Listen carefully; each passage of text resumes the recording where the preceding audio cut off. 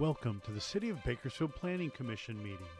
This television broadcast is brought to you by the local cable companies, the County of Kern, and the City of Bakersfield.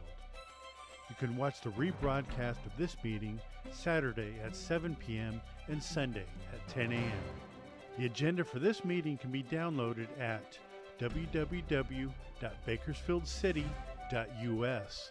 Presiding over this evening's meeting, Chair Daniel Cater.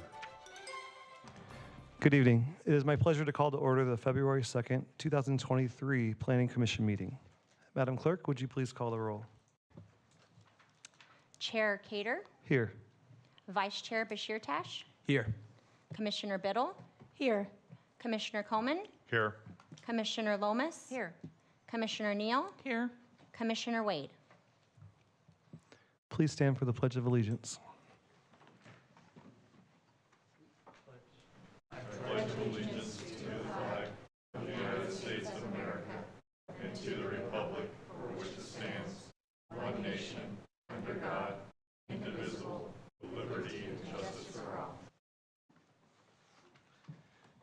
Thank you for attending tonight's Planning Commission meeting. This commission provides an opportunity for public participation in the development process throughout the City of Bakersfield. The Planning Commission considers a wide variety of projects, including subdivision maps, zone changes, general plan amendments, and much more. When applications are received, the City Planning Division analyzes the request. Planning staff will present the facts about the project along with their recommendation to the Planning Commission, who will approve an item or make a recommendation as appropriate. Madam Clerk, next item, please. Agenda item 3A, public statements. Does anyone in the audience wish to address the commission regarding items listed on tonight's agenda?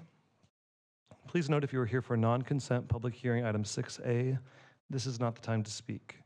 You will be given an opportunity to speak when that item is called later in the meeting. Non-agenda item 3B, public statements. Does anyone in the audience wish to address the commission regarding items not listed on tonight's agenda? If so, please come forward and state your name. Seeing no speakers, next item, please. Agenda item 4, consent calendar items.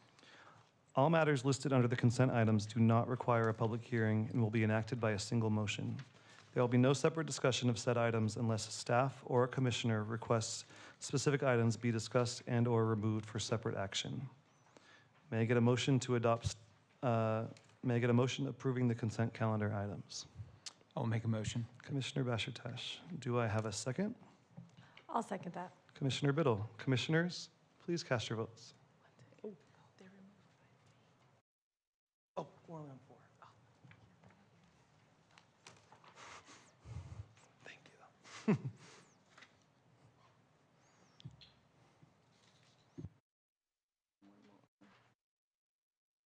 Wait. Commissioner Neal. Oh.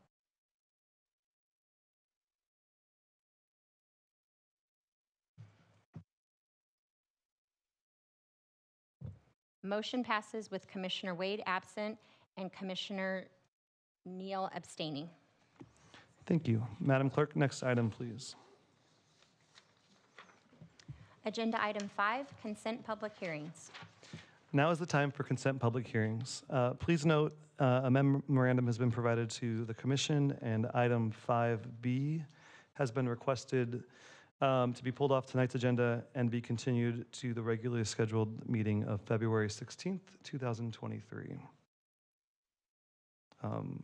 With that, there's still item 5A being considered tonight. Please note, if this item is not removed by a commissioner, staff, or members of the public, the commission will vote on item 5A in a single motion without further comment. If the item is removed, it will be placed at the end of the non-consent public hearing items. At this time, I will open the all consent public hearing items. Does any member of the public wish to remove a consent public hearing item? Seeing none, does any commissioner or staff wish to remove a consent public hearing item? At this time, the consent public hearing item 5A is now closed. May I get a motion to adopt staff's recommendation on the consent public hearing item 5A, with 5B being continued to the regularly scheduled February 16th meeting, incorporating all staff memorandum and revised staff recommendations? I make a motion. Commissioner Neal, may I have a second? I'll second. Commissioner Bashartesh, commissioners, please cast your votes.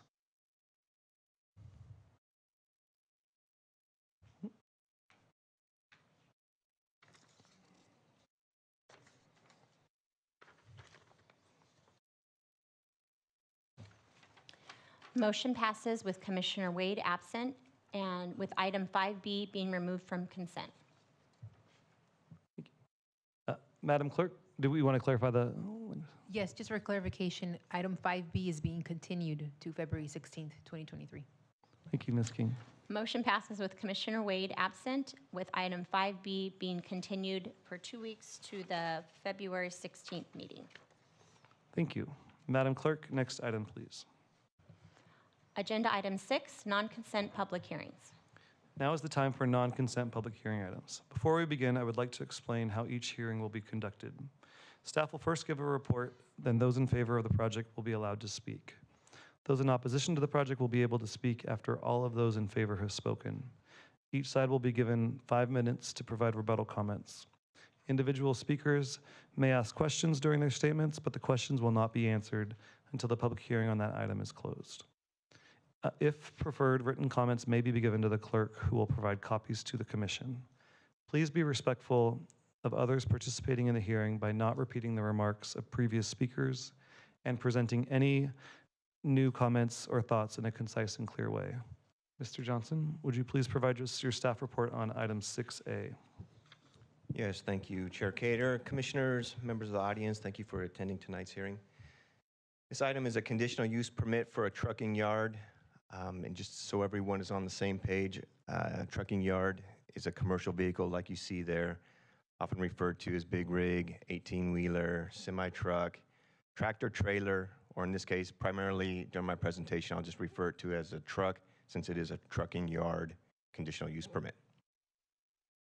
Project site is located in southeast Bakersfield, more specifically towards the northwest corner of East Pacheco Road and Cottonwood Road. The project site is zoned M1, which is for light manufacturing. To the north and west, you have heavy manufacturing. And to the east and south, you have multifamily development. Zoning is not currently developed. To provide a little bit of site history on this, in 2017, there was a stop work order issued by the city code enforcement for unpermitted grading. Some commercial coaches and electrical work were done on site without any permits. A settlement agreement was reached with the owner at that time, and part of that agreement required a conditional use permit to be submitted. So in November of 2017, the Board of Zoning Adjustment considered and approved a trucking yard on the lower half, the southern half, approximately 9 acres of the site. It was for 100 tractor trailers and 11 semi-trucks.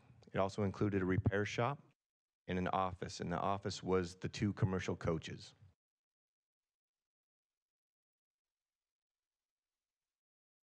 After approval, they obtained site grading, and it was constructed in accordance with the plan.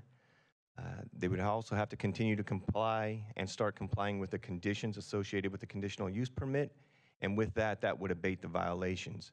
So during the interim time, the code enforcement continued to follow up to verify that the conditions were abated, and throughout the years, there were follow-up inspections done on site and additional violations noted. Some of those were additional structures without permits, occupying a metal storage container with human occupancy, which is strictly prohibited, truck driving school, and parking on unimproved surfaces to the north. In response, the applicant submitted another conditional use permit, which is what's before your commission tonight. So this is for the entire 17.5-acre site. It will consist of a trucking yard, repair shop, office, truck driving school, and other businesses. The trucking yard will go from 100 trucks up to 288 trucks. These are for interstate travel, so there'll be 24 access to the site through what you see on the southern by East Pacheco Road. There's no overnight stays for the drivers in the trucks. This is not a truck stop, this is a trucking yard, and there's conditions to enforce that. The repair shop and the office are one building, 4,000 square feet for the repair shop, 4 bays, and it's a 2-story, 2,000 square foot office. And you can see where it will be located, kind of on the western boundary. Truck driving school will be there to provide for the safety and driving skills of drivers in getting their commercial driver's license. There wasn't much details provided on what the school will entail. But this photo here, you can see where the red circle is. That's where some of the driving course was set up. With that, it displaced some of the tractor trailers from being able to park in their designated areas. So what you see with the orange circle a little bit to the south there, those are the only tractor trailers that are in designated spots. All the rest of the tractor trailers are in the drive aisles and maneuvering areas. So therefore, staff is recommending a condition of approval that all tractor trailers be parked within a designated site. And in part, that would be to ensure if there was an accident on site, that emergency vehicles could go uninhibited around the site and get where they need to go. The application also stated there would be a few other businesses on site. There was no information on what those businesses would be.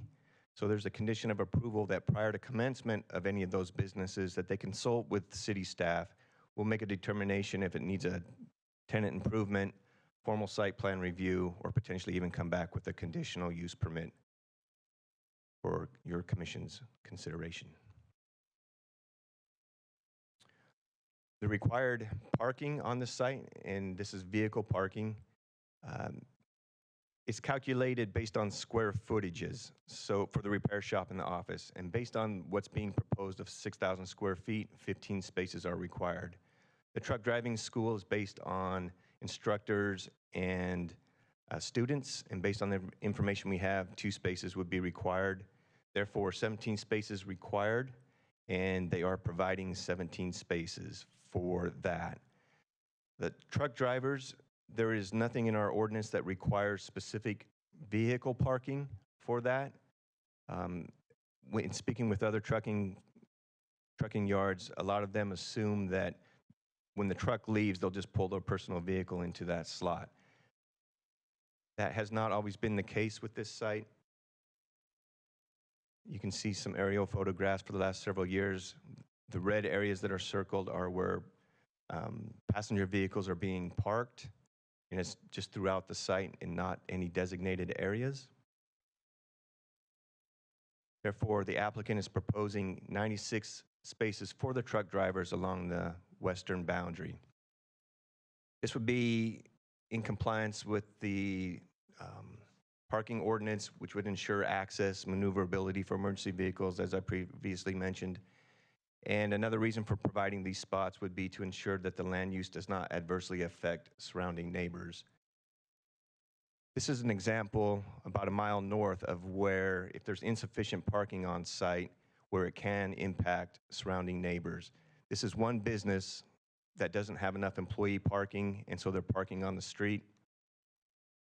And if you look even closer, they're parking where their ADA compliant sidewalk is, where it would prevent anybody from even crossing that street. So therefore, we believe that the parking along the western boundary is a requirement, and there's a condition of approval requiring that. Landscaping around parking areas, and again, vehicle parking areas, requires 40% shading, and that excludes the truck areas. So therefore, the applicant is proposing 5 trees for the 17 required parking spaces. Additional 96 parking spaces, the applicant is not proposing any trees, and their justification for that is that trees are not required for parking areas unconnected to and exclusive of any required parking areas, and they cite Bakersfield Municipal Code 1761030H. But when you look at the citation in its whole, it talks about trees shall be installed and maintained throughout the parking area, and the ordinance defines parking area as passenger parking area, to ensure that it will be shaded. It goes on further to say that truck loading docks, truck maneuvering and parking areas, unconnected to and exclusive of any required vehicle parking areas, are not subject to the shading requirement. Therefore, the truck parking, the truck maneuvering, the truck aisles are not subject to the shaded area. However, the vehicle parking areas, the 96 spaces, staff believes is subject to the landscape requirements, and therefore 1 tree per 6 spaces. Staff is recommending a condition to require that. That would be not exceeding 65 feet. In other words, they'd have to put in about 16 additional trees along the western boundary. And the purpose of this landscaping is to reduce air, noise, visual pollution, decrease temperatures, and increase comfort. Landscaping along where there's residential development, if there is any drive aisle, per the ordinance, drive aisle or parking adjacent to residential zoning, you have to put in a 7-foot landscape strip with trees, 1 tree per every 20 feet. The existing site plan, they already have planted approximately 60 trees, so they comply with that. Where they are expanding, they're also complying with a portion of that. However, they're not putting any trees under the PG&E transmission easement, and that is understandable because they always have there is typically easement requirements that limit heights and the types of trees that can go under the easement. So therefore, as you see in the northeast corner, they're proposing oleanders instead of trees. Public notification was sent out. We received no written comments. Findings for approval for every conditional use permit is that it is deemed essential or desirable to the public convenience or welfare, and it is in harmony with the key elements and objectives of the general plan. Staff believes those findings can be made with the recommended conditions, and conditions can be applied to ensure the intent and purpose of the zoning regulations are met, to ensure compliance with the objectives of the general plan, policies of the city, and to protect the public health, safety, convenience, or welfare. A memorandum was prepared and issued to your commission. It is removing 2 conditions. One is the requirement that talks about the sump. That is captured in another condition. They will build a sump on site that meets city requirements, and the sewer connection is over a mile away, so we are not requiring a sewer connection. With that, staff does recommend approval with the conditions of approval as recommended, and we are available if there's any questions. Thank you. Thank you for your presentation. The public hearing on this item is now open. Is there anyone in the audience who wishes to speak in favor of the project? If so, please step to the microphone, identify yourself, and proceed.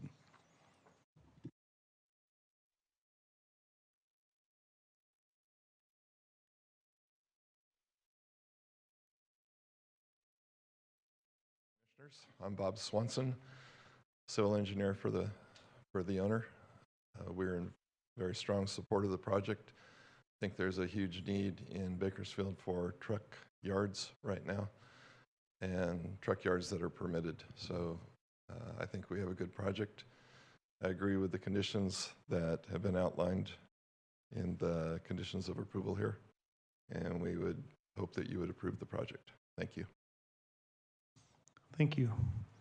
Is there anyone else in the audience wishing to speak in favor of the project? If so, please step to the microphone, identify yourself, and proceed.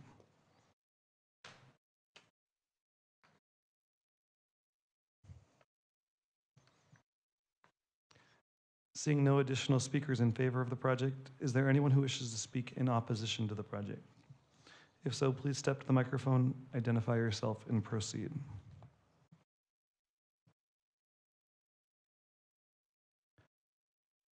Seeing no speakers in opposition, does any commissioner have any questions for the public or staff on this item? Please remember this is not the time to express opinion, just ask questions. Commissioner Coleman? Thank you, Chair Cater. My questions are mostly for staff. Can we, okay, I guess we can put up that little site plan again. Is there only one access to this property on the southern border? Is that the only ingress and egress? Or is there another way out of this thing? Currently, that's the only way in. If you look on the eastern boundary, you can see, you can see where the sump is. Yes. Just below that, there's a circle. Yes. And, I was and, gonna and ask that, you that what would be for a question- turnaround, right. I was So going to ask you what that is- circle is for. That is an access point, however, that is not being proposed for construction. There's already currently a 6-foot block wall, I believe it's a 6-foot solid masonry wall that already is on that side.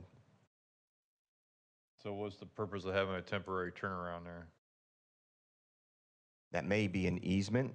Mr. Swanson may be able to answer that, but that may be an easement. Are you thinking there's eventually going to be a road that comes in there off of a?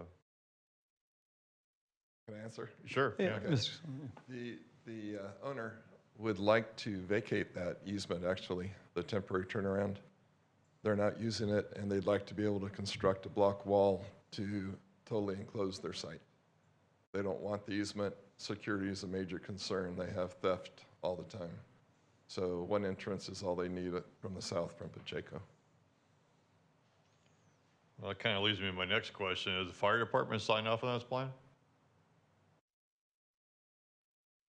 Yes, they have. All right. I thought they would have some issues with only the one way in Thought and is out not and the, turning around there. I'm sorry? oh, Was that at Piney? it was leading a into finding? thoughts, yeah. Okay. But please, are there any additional questions, or? No, I have a couple more perfect. questions. You give me about one more minute, Mr. Chairman. course. I think you answered the question about boundary fence. There's a wall all the way around this? On the north and eastern side, yes. The north and the eastern side. There was one at the last picture. So the yellow boundary, that's not fence all the way around? The yellow, what you see on there is just to outline the site, but if you can see just inside that yellow where it looks like a white wall, Yes. that's the solid masonry wall. Okay, and what's on the long back side over there? It's gonna be the west side, I guess. On the west side, I believe that's a chain link fence. All right, It's a variety of things. A solid wall is not a requirement because it's abutting to other industrial land. right, okay. And then,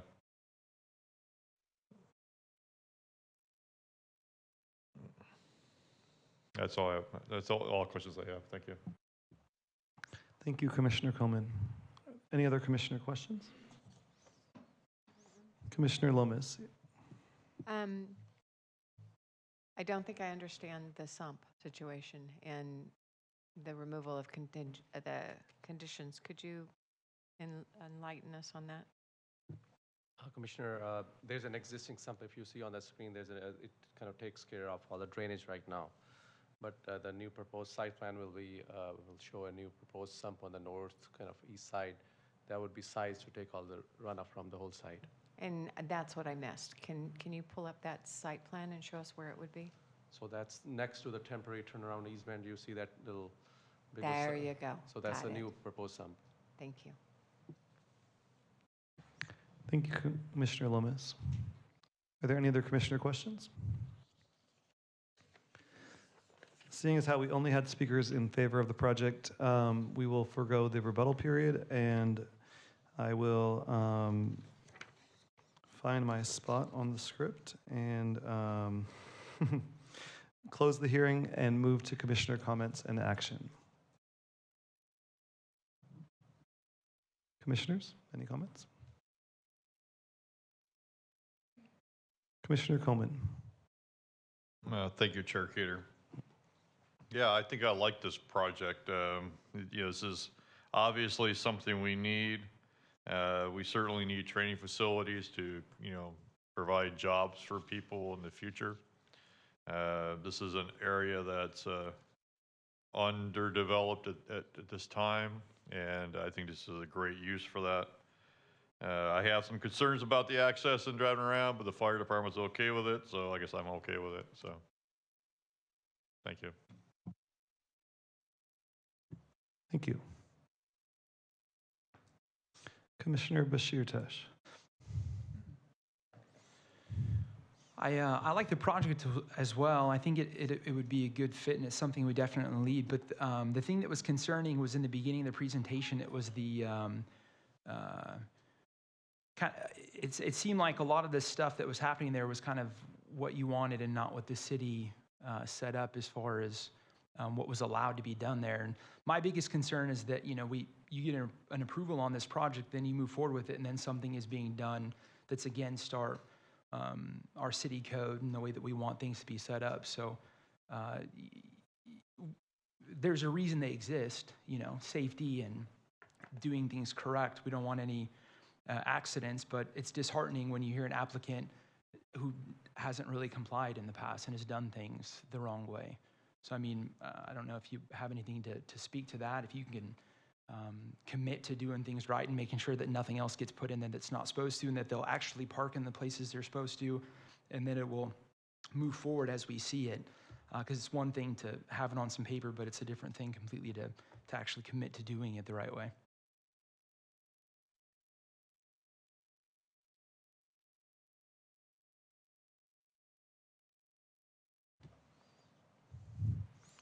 Thank you.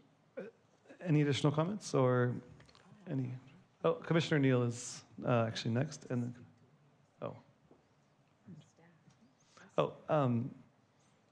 do you want to ask the question? We'll come back. Okay, Commissioner Neal is next.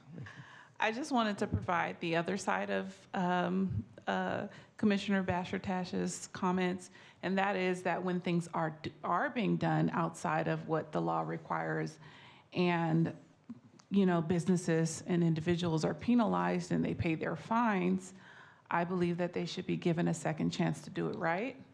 And I commend the applicants for coming to commission to do it right this time. So that's where I sit, because a lot of things are done in the dark, and until they come and bring it for approval, it can't be, done properly. So I commend you, because that takes a lot of courage and finances and things to bring it into compliance with the law. So you paid your fines, you've done all of that, so I commend you for bringing it forward before commission. I did have a couple of questions. I have one comment, and this is for staff and the applicant and the engineer, Mr. Swanson. I get a little bit aggravated when I still see Cottonwood on things, because the name changed, and I don't know what we can do to require documents to be updated to actually represent the new name, South Martin Luther King Jr. Boulevard. But that's important to me, that we recognize that, and that we require applicants to actually recognize the efforts that the community has made on those things. So I would like to see, not necessarily on this one, but going forward, any reference, because that area that's in the ward that I'm appointed for, any paperwork coming through commission or coming through city council or coming through commission actually represent the name as updated, as legally updated. So that's a comment, and that's on the city too, because our agenda says this, same thing. So that's one comment. The other thing was, I was just interested in hearing from the applicant. I know it's something that may come back in the future to commission or to council, but I wanted to know, what are these other businesses that may, be brought onto this piece of land here? Just if you have an idea of what those other businesses are, if you could share that with commission, the applicant.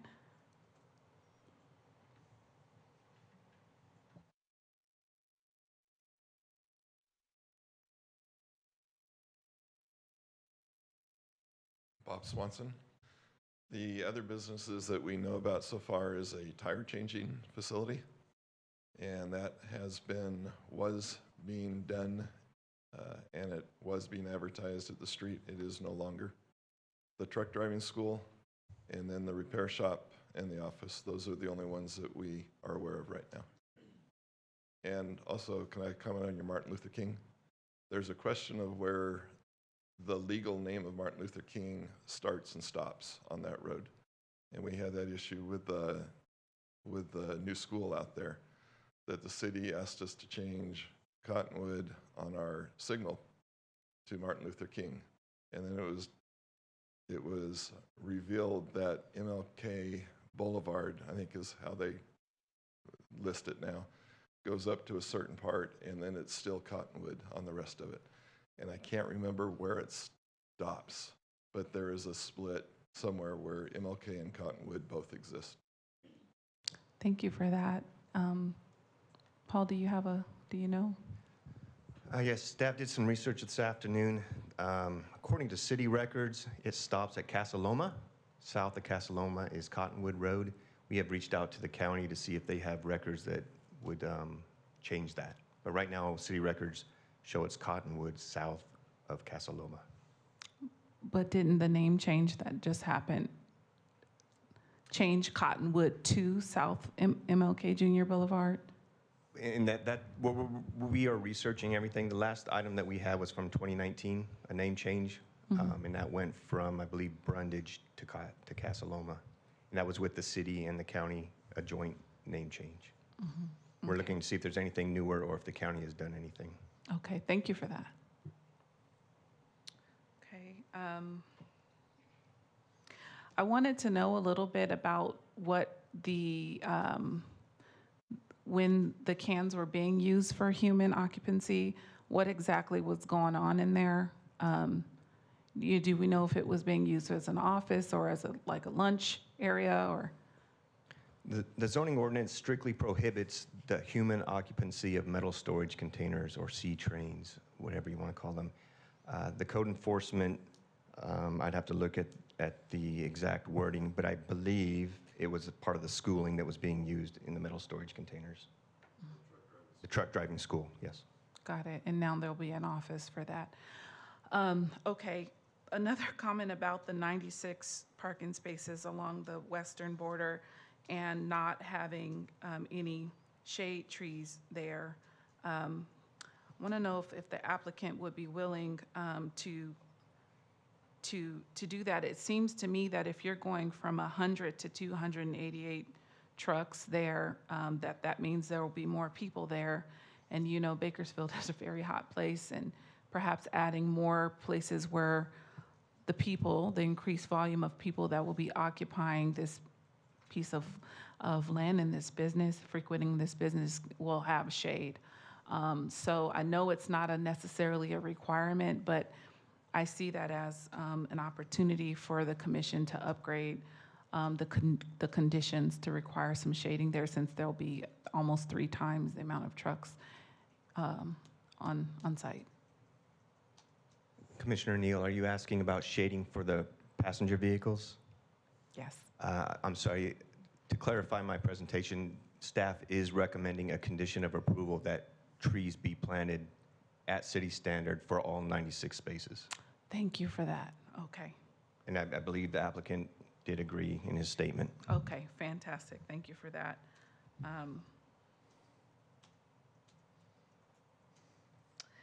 And besides that, besides that, that's pretty much it. So thank you to the applicant for coming forward and requesting this approval and for further developing your property.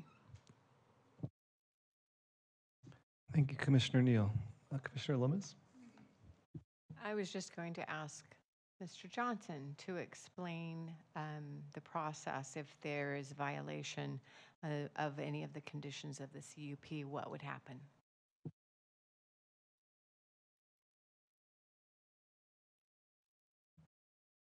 So your commission does have authority to revoke conditional use permits. Right now, there still is an open code case file for this project site until this conditional use permit is approved, and they do ensure they have all the permits. But if we find that they still remain out of compliance for an extended amount of time, and they are not trying to get into compliance, you can revoke it for good cause, including but not limited to failure to comply with conditions or violations of any provision of the ordinance. What we do is we give notice of intent to revoke is provided to the occupants of the premises, the owner of the premises, and any other persons indicated as being entitled to exercise the permit. That's scheduled for your Planning Commission's consideration, and it can be appealed to City Council within 10 days at which time they may affirm the revocation, overturn the revocation, modify the order of revocation, and that decision is final.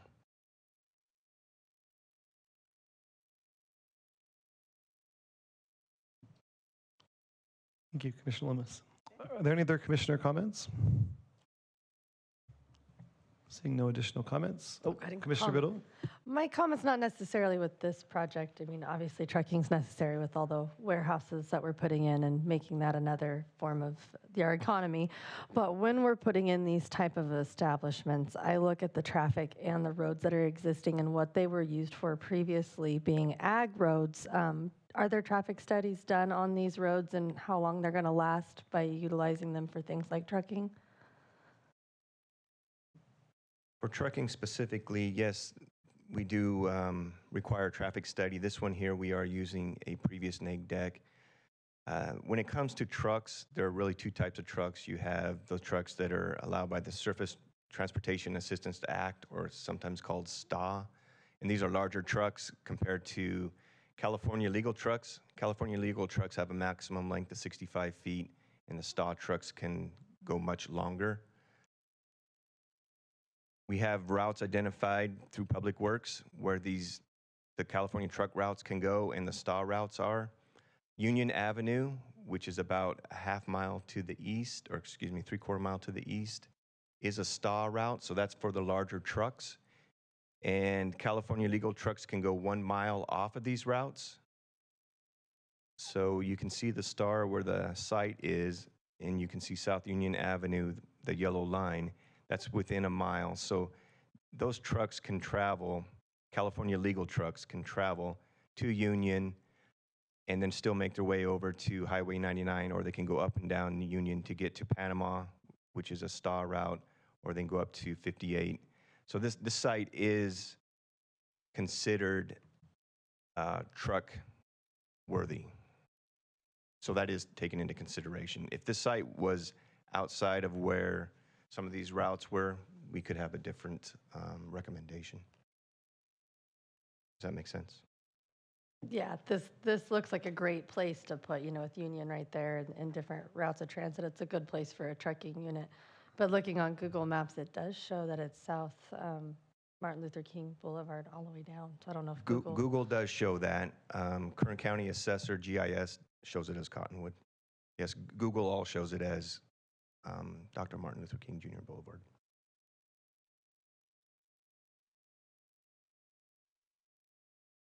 Thank you, Commissioner Biddle. I think I'm the last commissioner to provide comments, and just wanted to say thank you to the applicant for bringing the project forward. I feel like it's been an interesting insight into a growing demand in our community that I knew little about before researching these facilities. And so thank you for the opportunity to learn a little bit more about the place we live. I appreciate the application before us. It's a little unfortunate to hear the history of the site. And I thank you, staff, for providing the path forward should continued violations occur on site. With that, I will open up the floor and ask if any commissioner has a motion on the project, and we can move to voting on the item. I'd like to make a motion adopting staff's recommendation. Thank you, Commissioner Bashir Tash. May I have a second? I'll second that. Commissioner Biddle. Commissioners, please cast your votes.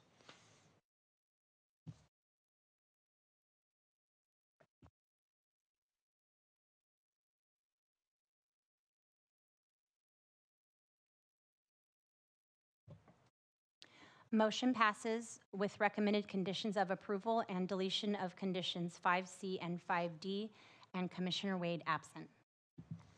Thank you. Madam Clerk, next item, please. Agenda item 7, workshops. Mr. Johnson, would you please provide us with the workshop item? Yes, we have our Development Services Director, Chris Boyle, who will be presenting the General Plan Update Workshop.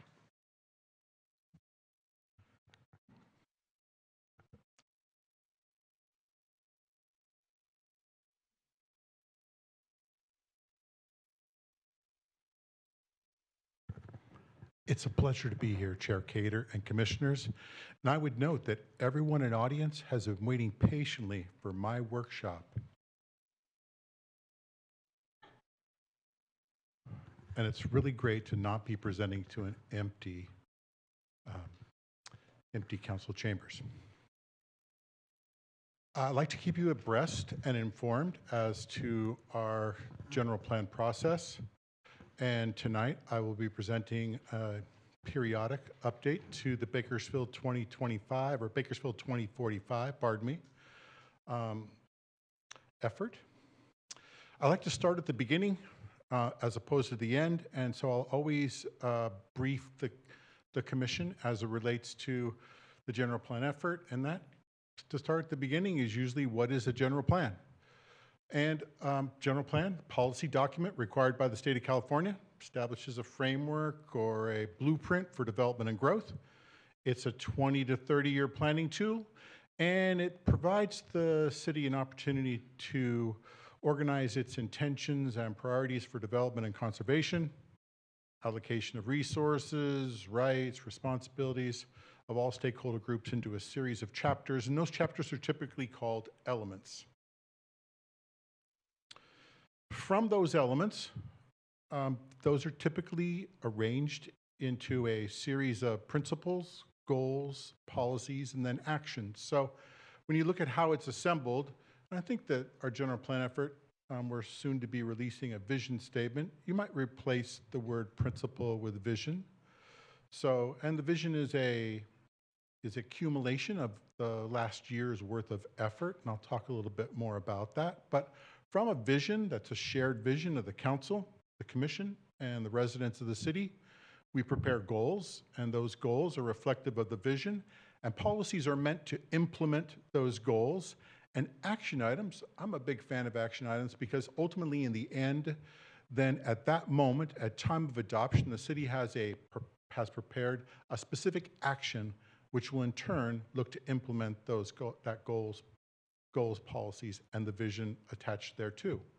So although it's a general plan that's meant to be a guide, general plans can go much further than being a general guide to the city's vision and can include very specific desired actions to occur as a result thereof.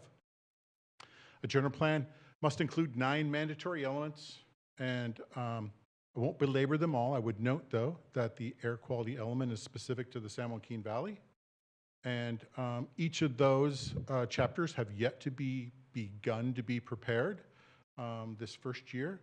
I think this second year we'll be moving into doing that, and a general plan can also include optional elements such as an economic development element or a community design element or a downtown element, or public facilities and services, which was an optional element to the 2002 general plan, or perhaps a quality of life.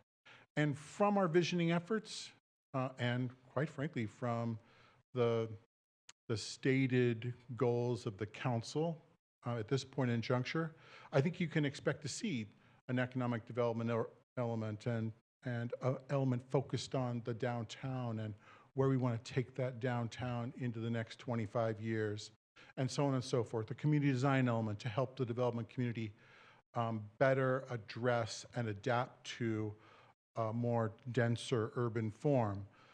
Those types of elements are actually scoped in our general plan, and we're anxious to begin to formulate those optional elements as a shared goal of the community. But it's definitely reflective of the priorities of the community. Why are we updating the general plan? Short answer is it's really old. There are some people that tell me that it's not a 2002 general plan, that actually it really was a kind of a small dusting off of the 1988 general plan, and in 1988 that would have meant it was typed. And it's kind of reflective of the document here today. It was updated by being typed, although I can't say that with certainty. So other reasons to update the general plan, though, are this is a changed community. Think about Bakersfield 25 years ago, and you're thinking about a community of 200,000 people. Today, it's doubled that. think about the needs and the vision of the community 25 years ago. I'm not sure if there's anybody there. In all of our visioning, I never met anybody who said, oh, we were planning on the city being over 400,000 people by the year 2022. But here we are. So that vision for the city, the collective needs of the community, all those things have changed and should be reflected in a general plan effort.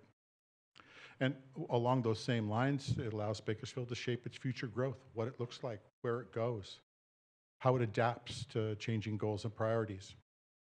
A general plan also allows us to comply with a small mountain. I don't know if that's such a thing, a small mountain.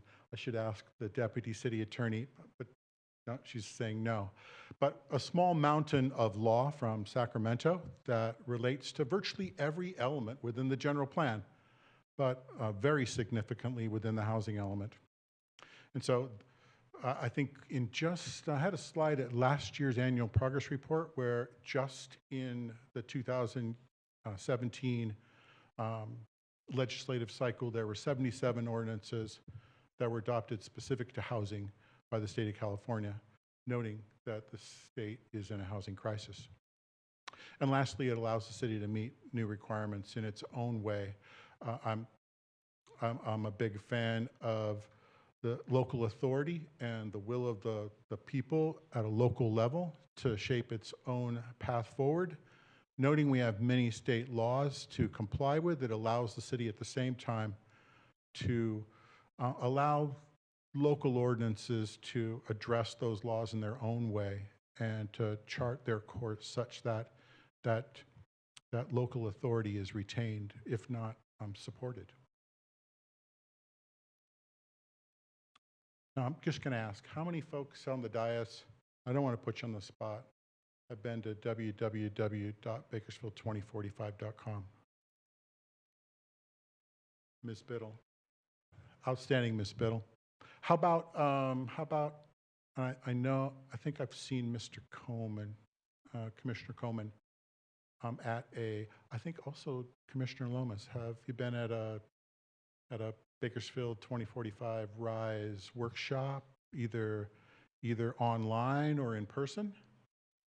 And we'll talk about those outreach efforts, because really this is accumulation of those outreach efforts in this first year. But I want to encourage you to go to bakersfield2045.com, and because what you're going to see is, as the page says right there, as the process, this website will be your primary source to access to all materials related to 2045 General Plan update. And even right now, as we build this site, all previous materials from every workshop we've done, every outreach moment we've had are still available on the website, so a person can go back and see what's been done in the past at the same time. It's a living document, and it begs for individuals to participate in the process, because it's your general plan, it's your city, it's your vision, and it's your future. And so, as an example, I was at the Blue Zones meeting the other day, and I was at a table filled with public officials, but right across the table from me was one student who just decided they were going to come to that meeting. And so my focus for that entire time, because the Blue Zones helps, I think the Blue Zone effort is going to help shape consensus and what the goals of the city are. I spoke most of my time talking to this student about what they saw the city in the present form and where they wanted to see it in the future, because I'm kind of attached to this general plan effort, and I maybe have a better understanding of what city officials have in store for the city. What I want to know is what the general public sees the city as in 2045. So I encourage you to go there. If you go there, you'll be able to see our storybook. You know, there's two things this year has done. Number one, it's been an information collection effort. We've held 2 surveys. Our Think Big survey it touched 1 in 500 people in the community, that's some real deep dive into what the city wants. I especially love the question, you're mayor for the day, what do you want to do? Because even I had an idea of what I wanted to do if I was mayor for the day. So these are really intuitive questions that beg the citizenry to participate in a information gathering exercise. 2 surveys, 7 workshops, both in-person and online exercises that reached out, countless pop-up events where staff was there surveying the population. All these things to really get an understanding of what the citizens' vision for the city is. And on the other side, in this past year, has been a real information gathering exercise that says, what's the city like? And the storybook here is a great scrolling storybook that looks at the assemblage of the history of the city and then formulates what it is today. And it's a great little exercise because I once had to read a journal article prepared by a Yi Fu Tuan, and if it wasn't for the title, I probably wouldn't have known what he was talking about. But his title was, "You Can't Understand the Present Until You Understand What's Been Retained and Discarded from the Past." And the storybook, as it comes up to the present time, really shows us in a different sort of way what's been important to the city over time, because that's what's here today. Many of the things that aren't important to the city are gone. We're in a general plan effort. What's important to the city now? What do we want to be like? And what will we have retained in 2045? Also, you can touch base with upcoming meetings. You can view past event materials, as I've noted, and you can sign up for project updates. On the Get Involved page right now, you have an opportunity to really provide comment on 3 separate things. I call it the trifecta that's in effect right now. But you can look at that story map and provide comment. You can view and comment on the Bakersfield Rise existing conditions and background report, which I'll talk about a little bit here moving forward. And you can also provide feedback as it relates to the Bakersfield Climate Action Plan, which will go to public draft in probably about a month for adoption about a month later. So lots of documents that are being formulated right now as we move into the second year of our general plan update. You can even provide comment without even leaving your name. You can leave comments anonymously, and I've appreciated some of the anonymous comments. Maybe they weren't as favorable as I wish they would be, but nonetheless, it's a document for all of the people, and if there are negative comments and a person doesn't want to leave their name, an email is an optional component as part of the Get Involved page, although we're not really fond of robots. There's a document section. It has the ECBR. I'm going to talk about that, and resources.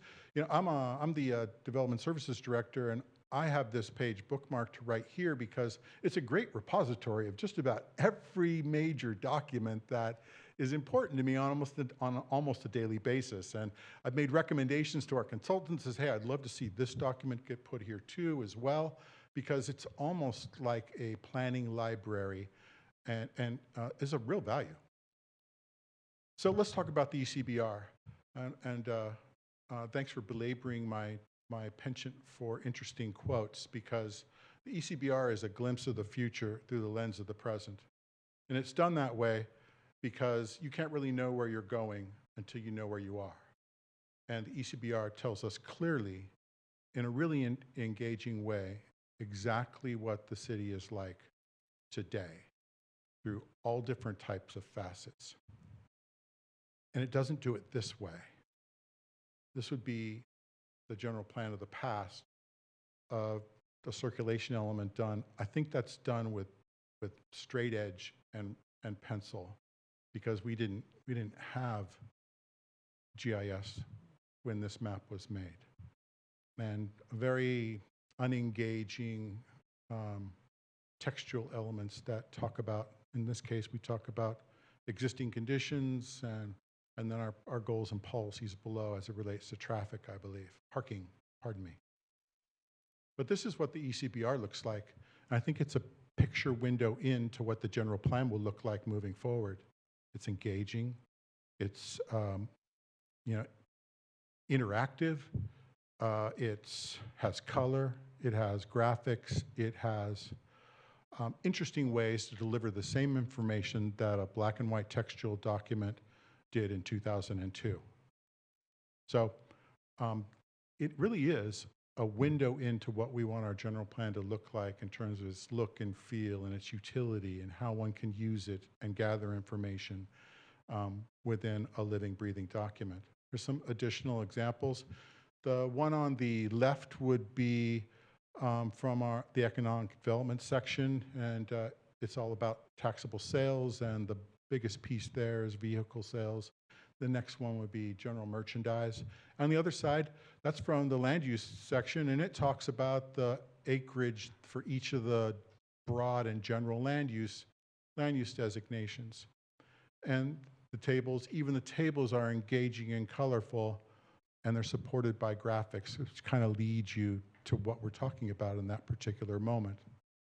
I'm excited for a general plan that looks like this. I've had noise elements that were all textual, and I don't know if I came away awake from the exercise, but I love this example of the noise element looking at what a person can hear and then giving examples of the various decibel levels in a graphical way. And I love the park section here, which gives this big picture window into how many park facilities we have, what types of park facilities we have, and it does it in an engaging way that wants you to read all of it to get a full understanding of the types of parks that we have. Not just 61 parks, but 4 pools and 1 large amphitheater and so on and so forth. The way the information is delivered is in a very usable form, not in a very rote informational delivery style. We're excited about it. So I'd love for you to look a little deeper into the ECBR. It's our most recent document, and provide comment if you are so inclined. As it relates to our timeline, I would say that the general plan effort isn't a race. It's not a sprint. It's more of a marathon. You know, we've been at this just shy of a year, and we're still 2 years and 3 months away from our targeted adoption date in the spring of 2025. There's much work to be done. We just started our land use alternatives, had a working session on that last week. And so we're on schedule, we're on point, and that's an exciting place to be. I can say the same thing about the housing element, and I'd love to come back to you and give you a deeper dive on where we are on the housing element. So we're on schedule. The things that we're seeing and doing today, they equate to good things happening moving forward. I feel really good about a first year of outreach because I want to touch on all segments of the community, get an understanding of what they see as important within the community. We've gone through many scoping sessions, many stakeholder groups with different priorities amongst them, including the general outreach sessions we provided. And I think that we have a really good snapshot of where the city is and where the city wants to go. That completes my presentation. I want to thank everybody for still being here. And if you have any questions, I'd be happy to answer them. Thank you, Mr. Boyle. Are there any commissioner questions?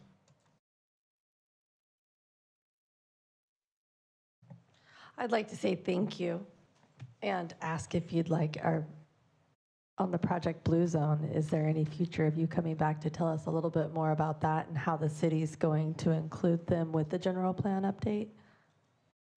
I suppose it's a possibility, but I haven't really been asked to engage more deeply in it.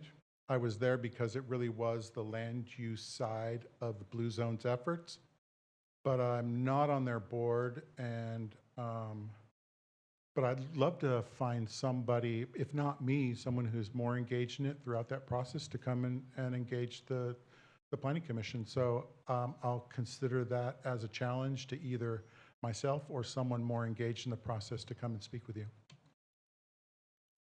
Yeah, I think it's a really unique opportunity for Bakersfield, especially that it's running at the same time as our general plan update, and it has a lot to do with what we do here at the Planning Commission. So thank you. And it's funded by you and me and all the rest of the taxpayers in the city of Bakersfield. Great, thank you. Any other commissioner comments? Just thank you again for the update. It's exciting to see the process move from its infancy into the kind of middle ages of developing the plan. So please keep us aware of how we can be involved as commissioners and how the community can be involved as well. Thank you, Chair Cater. Thank you. Madam Clerk, next item, please. Agenda item 8, communications. Does staff have any communications? I'd just like to note there will be a meeting in 2 weeks, so we can hear that track map that was continued. Thank you. Madam Clerk, next item, please.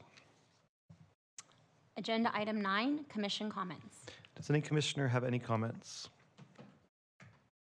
Seeing none, Madam Clerk, next item, please. Agenda item 10, adjournment.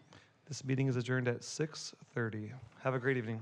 I was hoping it wasn't 31. Yeah.